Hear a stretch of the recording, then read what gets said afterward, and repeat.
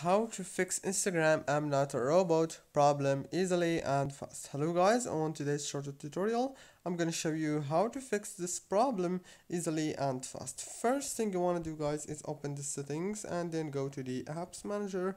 Open the apps like this, and then you have to wait a few seconds like right here, because it will start loading the apps that you have on your phone. And after that you have to scroll, click on Instagram, and now go into the notifications, disable the notifications and enable them again. Go back, click on the permissions, make sure also to enable all the permissions. Now you have to go into the storage. This is the most important step. Click on this clear data to clear all the data in the app. After you click on it, now you have to turn off your phone and then turn it on again, and that's it. Don't forget to like, subscribe. Thank you for watching.